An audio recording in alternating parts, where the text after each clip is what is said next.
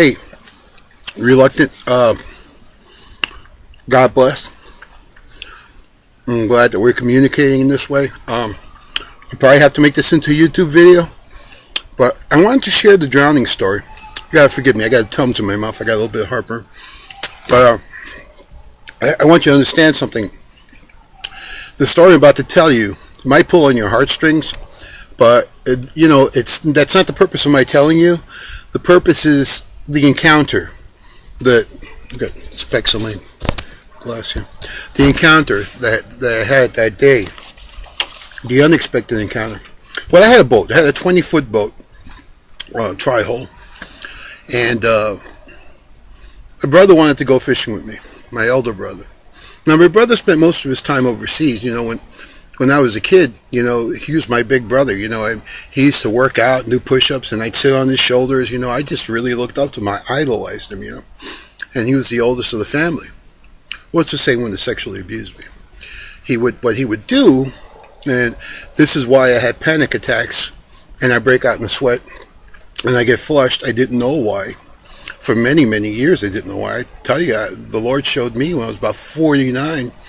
I knew of certain things, but I couldn't connect the dots. I couldn't, when I have an attack and I just, water, beads of sweat would come out of my pores, even in an air-conditioned room, and I'd panic, and my chest would get tight, and I felt like I couldn't breathe. And, well, the experience was he would tell my mom that he was going to take me into the bathroom, and he'd run the hot water full blast in the sink and in the tub, and it would steam up in there real good, and that's where he would abuse me, bent over a bathtub, promised me toys and stuff like that, and it's a very painful experience. Don't really like to dwell on it, but this is the same brother who went fishing with me many, many years later. I'm a grown man. Hadn't confronted him about anything yet, and it's kind of like how my family worked. There were other people in my family who were abused by him, and I don't know who else happened to what. I know a bunch of stuff happened, but it all went into silence mode. So, and there's kind of an explanation about that I just found out from my sister, 3 years ago, and it explains a lot if it's true. I don't know if it's true. We'll get to that another time. In case you're writing a book or something or doing a case study, I'll give you what you need, I don't know how much I'm going to be around, I already had a heart attack, I had a stroke, so, I had kidney cancer, I've drowned, I tried to commit suicide, so, no sense in holding back now, right? Like you said, over 50, it doesn't matter. So we're out in the boat fishing, and I go to the stern of the boat to relieve myself. I had a bottle of Jack Daniels a young lady gave to me that was sweet on me, and I stuck it in my boat for some reason. It had been there for like over a year. It was well aged. It was a hot summer day. My brother, being the war veteran he was, heavy drinker. So we crack open the bottle. We're drinking, and I'm not accustomed to drinking, especially hard stuff like that, a beer now and then. So with the reflection of the water and the heat, I got blistered really fast. So I go to the back of the boat to relieve myself. My brother's got his back to me in the bow of the boat. And suddenly, as I'm relieving myself, it's like I turned into Gumby, It was like slow motion. It was like I was bending forward, like my knees were going the other way. Next thing I knew, I was all wet. I didn't even know what happened. There wasn't even an audible splash. And my brother's a witness. He didn't hear anything. So now I'm underwater, and I'm giddy, and I'm not in any kind of distress whatsoever. I'm comfortable in the water. I love the water. So I'm down in the water, and I quickly become aware of the water getting colder.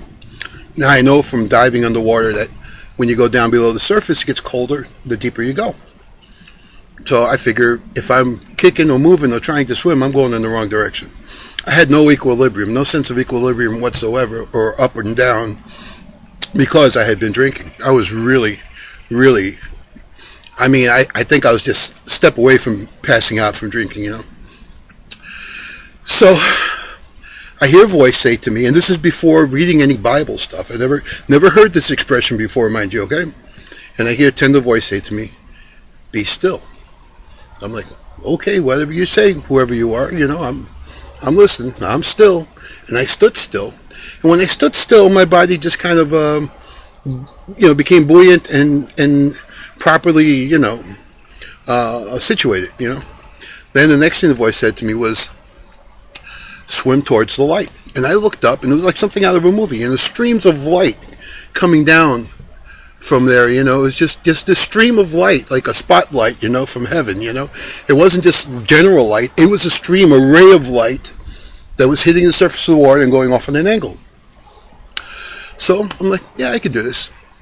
But the whole time I'm sitting there, and I'm suspended in this cocoon. It feels like I'm back in the womb.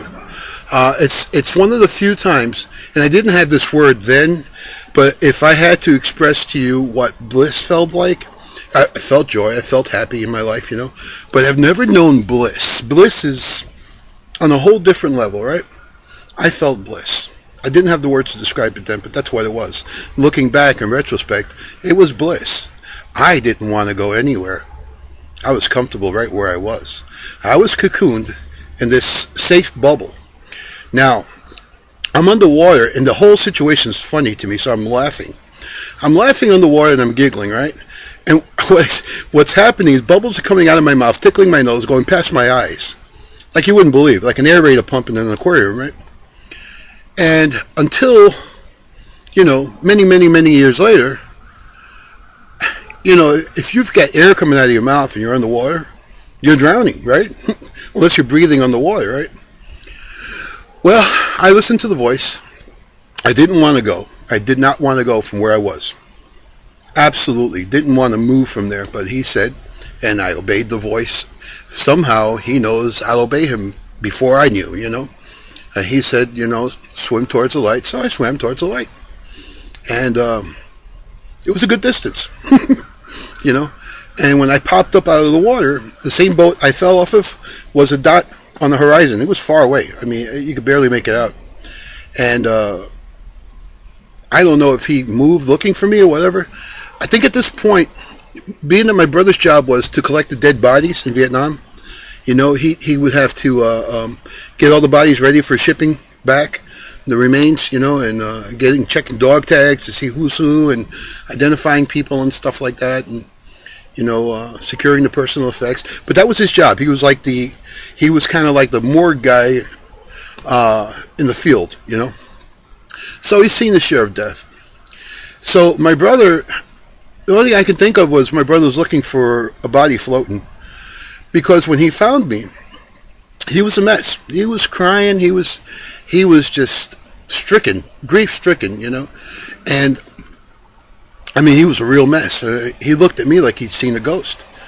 And he said to me, I turned around and you were gone. I said, I fell in the water. He said, you don't understand. I've been looking for you for 20 minutes or more, At least 20 minutes, he said. I gave up on you. I was looking for a dead body. I wasn't expecting to find you at all.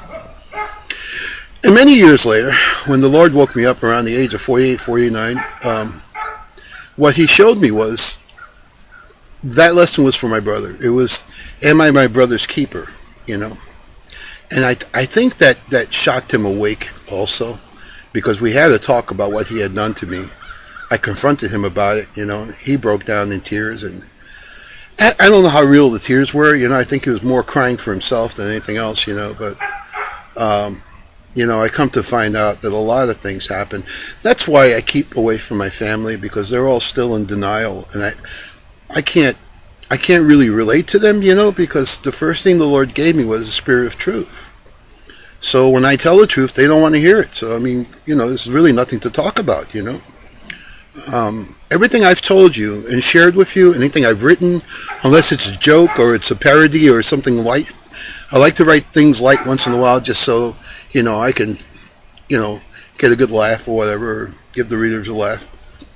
Show them I have a sense of humor. I like to write something mushy once in a while so people see that, I have a tender side, It's there, I have a lot of writings that way. I write more stronger messages. It's what I get mostly, But I wanted to share that with you because it was you were curious about it, but it's not something I can write easily, you know what I mean?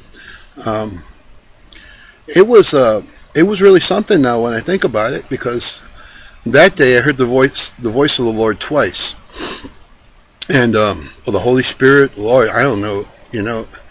Um, all I know is I didn't want to go from where I was. I didn't want to leave. I was safe there. You know, I was in good hands. And I guess even though I was really, really drunk that day, I guess somehow I knew that, you know. And I kind of chalked the whole experience off as, you know, delusion or dream or, you know, whatever. But the voice stayed with me. To this day, I can hear him clearly. Every time he's ever spoken to me, it's something you can't shake. You know, you just can't shake it. It becomes a part of you. So, I hope you like the story. That's all I've got to say on the matter. You know, I don't know if I left anything out. I did fall a few times. I fell between the boat and the dock. I busted my gums. I hit so hard I split my gums open, but I didn't hurt my teeth and I didn't hurt my lip. The impact was so bad, and I got bruised all over because I fell. I hit cleats, and I was black and blue and sore. I felt sore. I felt like I got beaten up by 10 angry people or something. The next day I couldn't even move. But, that's it.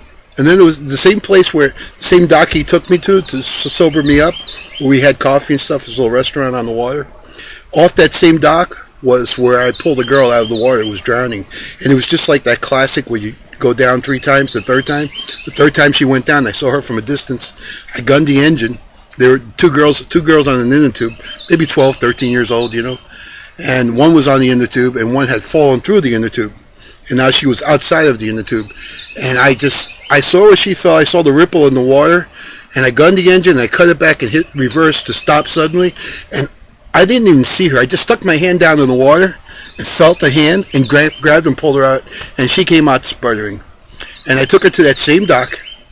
The very same dock where my brother took me after I can't say I drowned, you know, I had a drowning experience. And the father was there, and the father was in tears. He couldn't thank me enough. The father couldn't swim. Neither one of the girls could swim.